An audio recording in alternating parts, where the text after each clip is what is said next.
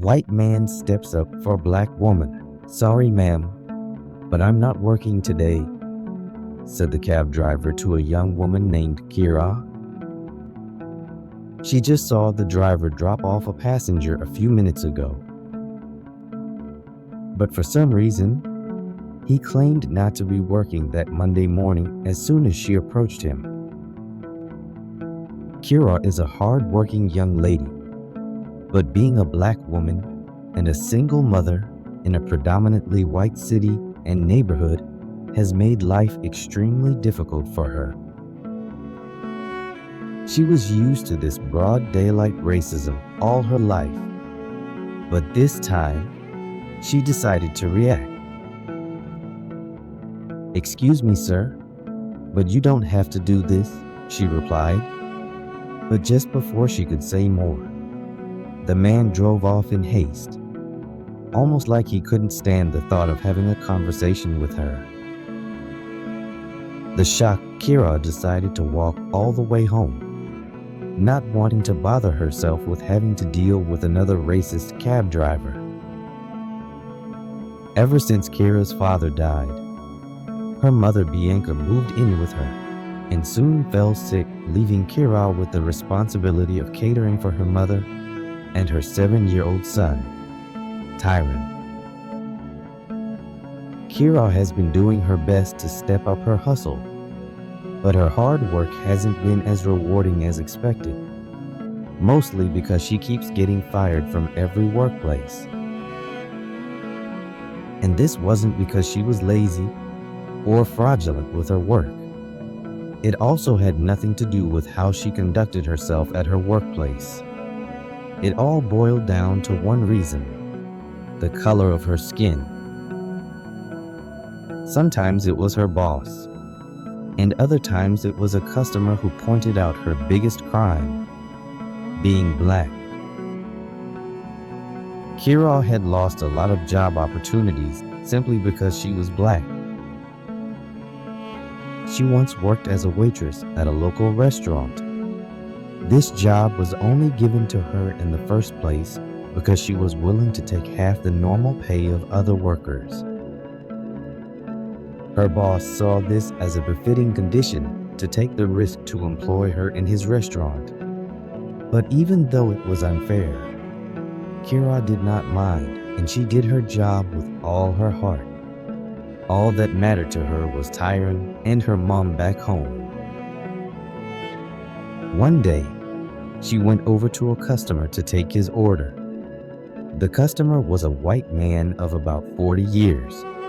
Immediately, he raised his head and saw that his waitress was a beautiful black woman. A frown broke out on his face. Kira was already used to this kind of horrible behavior, as she had become used to the racism in that neighborhood. "Can I take your order, sir?" Kira asked as politely as she could. "Woom," he shrugged, looking straight at her, with hatred and disgust written all over his face.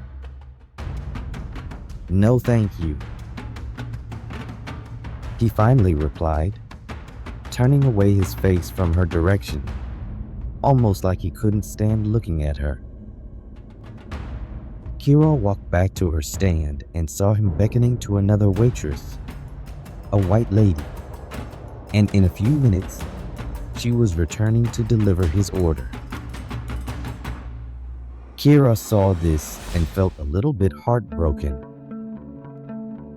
"I wish I could leave this city," she thought to herself. But deep down she knew she could not, as the funds to move away were not available. All she had was needed to take care of her child and her sick mom, and this knowledge deeply frustrated Kira. But what actually got her fired from the restaurant was something far worse than the subtle racism she faced from time to time. It happened one night when 2 drunk teenagers came into the restaurant, probably mistaking it for a bar due to how wasted they were already.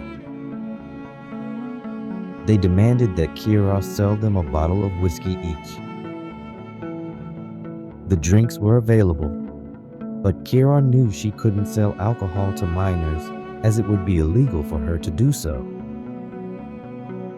"Can I see some ideas, please?" Kira asked, hoping that things do not escalate. "What the heck is she talking about?"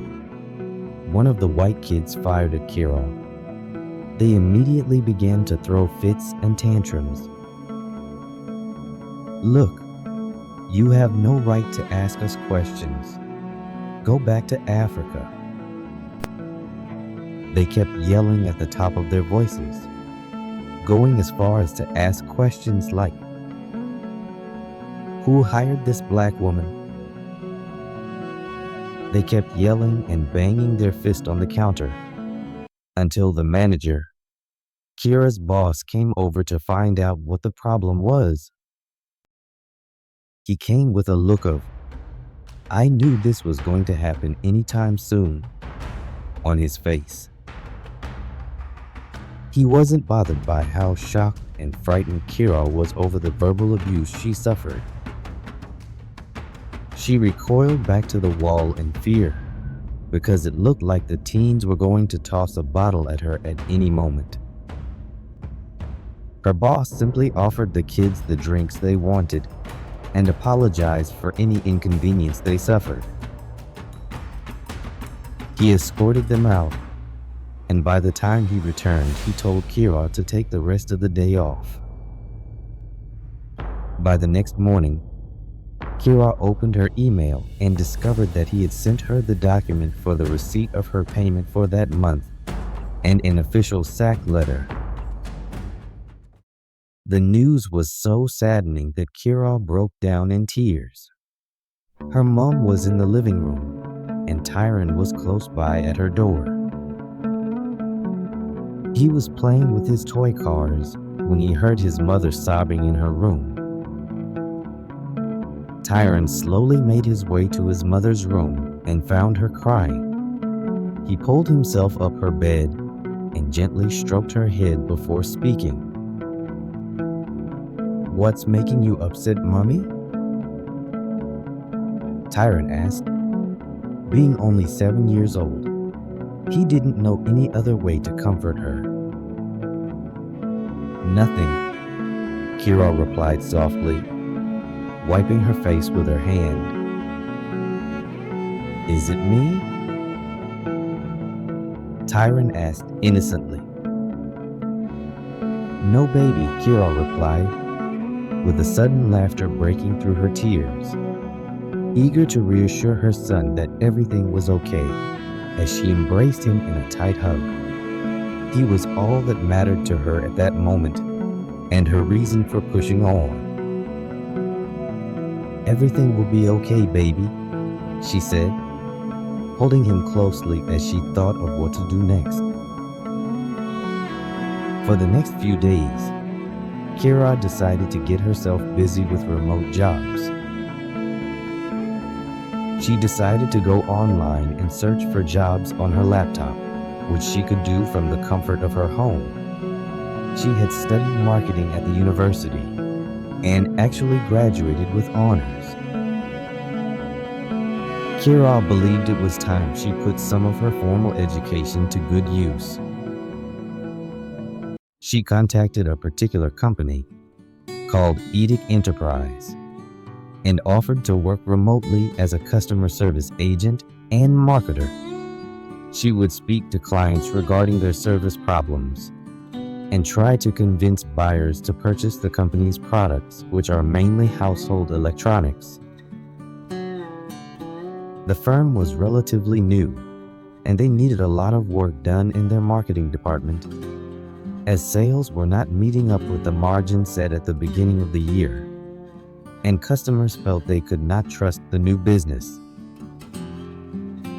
But although this firm was new, it was under a parent company which was already an established brand, the Willow Group.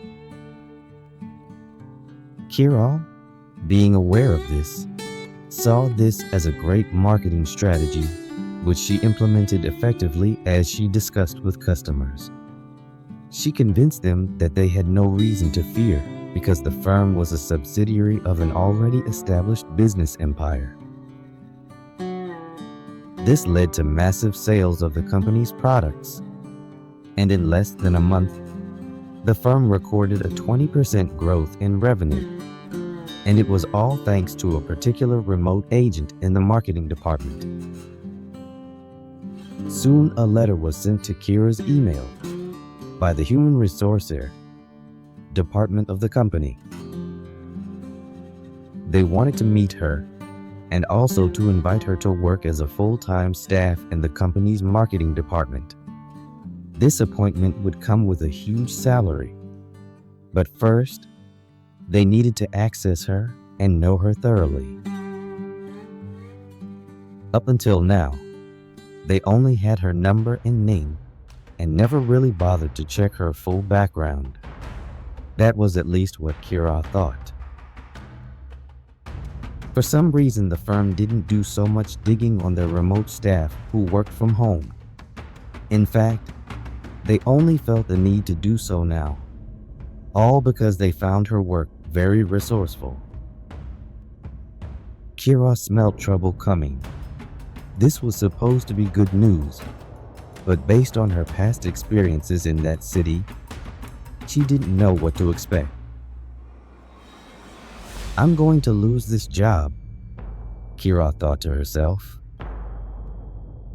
She had been making quite a good amount while working remotely, and now she has to risk the thought of losing it all because of the possibility of meeting a bigot at the helm of power at her new job. Kira decided she was going to refuse the offer. It was a Friday, and she was to show up on Monday for the interview with the human resource department of the firm. But she decided she was just going to ignore and focus on working remotely, even if deep down, she knew she wasn't made for such a lifestyle. Kira, from when she was young, had always been outgoing and boisterous. She was never the sit-at-home type. She loved to go on adventures and interact with people. Meeting new people was the reason she studied marketing in the first place. But it seemed like she may have to give up on her dreams and goals to make ends meet. Kira, however, resigned herself to fate and decided to forget all about it. It was Sunday night, and Kira was already going over to her room to catch some sleep. She had just finished singing Tyrant to sleep, and her eyes were dizzy and heavy. But before she could close the door to her room, Bianca, who was lying on the couch, called to her. Kira. Turning around to look at her mom, Kira replied in a bored tone, "What is Mom?" The reason was that after Bianca returned from the hospital following a major episode of her illness, she began to show signs of amnesia. Sometimes she would speak to Kira about random issues that made no sense. But Kira, being a sweet and loving angel, always gave Bianca a listening ear. But that particular night, all she wanted to do was to sleep. But as Kira sluggishly turned around to look at Bianca, she saw her clutching a piece of paper. "Kira, baby, don't give up on your dreams," Bianca said, stretching her hands to Kira and handing her the slightly crumpled paper. And immediately Bianca lay back on the couch as soon as Kira took it from her. When she opened it, she discovered it was the letter she printed out on Friday. She had printed out her invitation letter from the firm out of excitement, but when she thought about the possibility of getting mistreated by another white boss, she dumped the printed paper inside her trash can. Somehow Bianca had gotten a hold of it and held onto it till Sunday night, a few hours before her interview. Kira decided that no matter how it went, she was going to make sure she went for the interview, and nothing was going to stop her. The next day, she printed out a new letter, dressed in her beautiful formal wear, and made her way to the firm. By the time she arrived, everything seemed to go as planned. She was welcomed by the receptionist after her letter was assessed and immediately taken to HR. Mrs. Wilson, the head of the Human Resource Department, was very happy to see the beautiful young Kira. Mrs. Wilson, although a white lady, beamed with joy at the sight of Kira. She made no remark about her race or complexion. She simply assessed and commended Kira on her outstanding academic records and stellar achievement for the company as a remote worker for the firm. It turned out she was aware that Kira was black all along, but it was not considered necessary information for her to get employed. This reassured Kira that not all whites were bigots after all, a fact she already knew, as she had countless white friends growing up who never judged her or mistreated her for being black. But her growing joy was untimely, as things soon took a dark turn when Mrs. Wilson decided to call someone to the room. "All right, Kira, we are all good. I'll need to inform Mr. Green that you are around." Mr. Green, the head of the marketing department, was going to be the direct boss of Kira if she was employed. After a few minutes, he came into the office dressed in a black suit. He pulled a chair and sat beside Kira, directly facing Mrs. Wilson. Kira knew something was wrong when Mr. Green completely ignored her and greeted Mrs. Wilson, acting like she didn't exist. "Mr. Green, this is the brain behind our record sales right there," Mrs. Wilson said, smiling at Mr. Green. He turned to look at Kira before facing Mrs. Wilson, with rage building up in his eyes. "You mean this woman?" Mr. Green barked, looking visibly angry as he pointed at Kira with his right hand stretched in her direction while still looking at Mrs. Wilson. He didn't even want to make eye contact with Kira. Kira looked puzzled at what was going on before her eyes. "Yes, that's Kira. She will be working under you in the marketing department," Mrs. Wilson replied, looking very upset over Mr. Green's shameful behavior. "No way that is happening. Her services are not needed. I'm not having one of them on my team," Mr. Green replied before standing up to leave. "Why didn't you tell me what she was?" Green replied, bowing a bit as he made to button up his jacket, which had loosened when he tried to get up. "You should at least give me a chance." Kira spoke up for the first time since he came in, using the last strength she could muster to stand on her feet in the face of this imminent disappointment. "Get out! You can't work here," Green barked with disdain in his eyes as he furiously went to the door. "That is for the CEO to decide. I'm calling James right away," Mrs. Wilson yelled from her seat at Green. "Go ahead and call him. He'll take my side for sure. Tell him that if she works here, I'm quitting," Mr. Green responded to Mrs. Wilson before storming out of the office. Kira felt so bad at what was going on.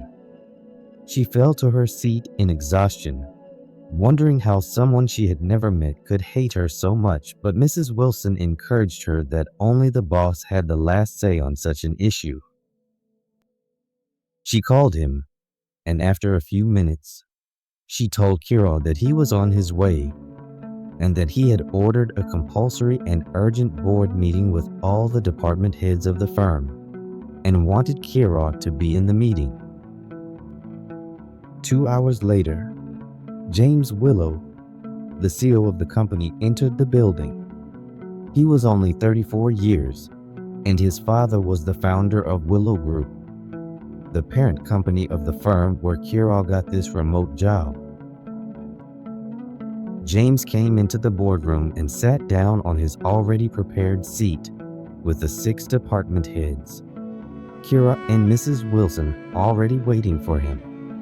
He took a few minutes to thank everyone for availing themselves under such short notice and immediately went into the day's business. So let me understand something. Kira has been the remote worker who we all agreed was responsible for the 20% increase in our company revenue due to her tireless efforts as a marketing agent over the past few months. James asked silently, looking at Mrs. Wilson for a reply. "Yes, sir," she answered, turning over to look at Kira. "This young lady is simply amazing, sir. In just over 2 months, she had reached out to over 100 clients, and 80% of her interactions has led to sales." Kira paused when she noticed that James wanted to say something, and he did. "But Mr. Green seems to have a problem with her being fully employed here. Is that correct, Mr. Green?" James said, looking over to Green at the far end. Green shrugged a bit with an ugly frown on his face as he stood up to address the boardroom. "Yes, and it's not just me. Plenty of us here do not want her type here. It's simple.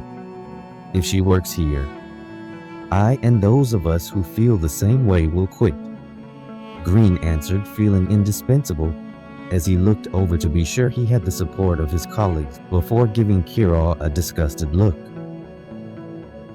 Kira at this point stood quietly with her eyes fixed on James, hoping that he would be different from the rich white employers she was used to working for.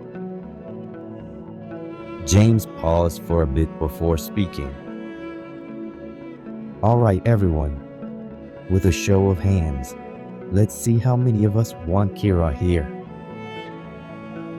To Kira's surprise, only Mrs. Wilson and one other person raised their hands. But after assessing the situation, James stood from his seat and walked over to where Kira was standing solemnly, almost in tears. He came closer to her and whispered gently to her ears, "It's okay, Kira." And to her surprise, he held her hand before turning to speak to his employees. "This young lady is a unique personality. She has single-handedly, without company resources, raised our company's revenue by 20% in value, and you bigots are only concerned about her skin color." It was like a torrent of shockwaves traveled through Kira's spine as she couldn't believe what she was hearing. The feeling was heightened by the fact that James held her hand with such a tight grip that seemed to numb her senses as she listened to him speak. James paused for a while again to look deep into Kira's eyes. "Shame on all of you who will judge an extremely beautiful, hardworking, and resourceful human being by the color of her skin alone." He gently let go of Kira's hand and walked over to Mr. Green, who was now covered in shame where he sat. "From today, Kira, you are the new head of the marketing department of this company. Mr. Green, you are fired immediately." Mr. Green looked up at James in shock, unwilling to believe what he was hearing, but definitely unable to do anything about it as he sat in disappointment, mumbling unintelligible words to himself. Silence immediately filled the boardroom, and everyone's faces were written with shock and confusion. "Is there anyone else against Kira's appointment?" signified with another show of hands. James asked again, looking around the boardroom, but no one dared to raise their hands. That very day, Kira moved into Mr. Green's office and began working tirelessly as the new head of the marketing department at Edict Enterprise. James, who was divorced and had custody of his 2 kids, began to visit Kira from time to time. They soon became fast friends as they discovered they had a lot in common. They started spending more and more time together as they enjoyed each other's company. One day, he and Kira were out celebrating her recent milestone sale when James decided to let her in on how he felt about her. "From the very first time I saw you, I wondered how I would live life without seeing you every day for the rest of my life." James spoke with his eyes piercing into Kira's, a gentle smile plastered on his face. Kira, not knowing what to say, stood there looking cute as confusion erupted within her. She had always had feelings for James, but never had the guts to act on it. She knew him to be straightforward at all times, so she needed to be clear on what he was saying to her. "What do you mean, James?" Kira finally replied after almost a minute of silence. Moving close to her, James replied, "I've been in love with you, Kira, from the moment I saw you that day at the office." Kira's sudden smile gave her thoughts away, and James moved closer, initiating a kiss that began their relationship. In just a year and a half after they met, the two fell passionately in love and eventually got married. They raised their beautiful family together, paying no attention to their racial differences and letting love lead. They became an example of what a better world is supposed to look like, void of bigotry, prejudice, and racial bias, where people are judged not by the color of their skin, but by the content of their character.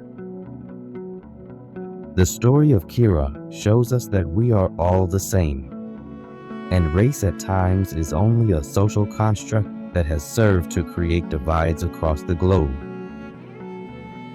At the end of the day, at our very core, we are all human. Therefore, all people must learn to love and care for anyone who crosses their path despite our differences. Thank you so much for sticking around till the end of today's video. See you next time.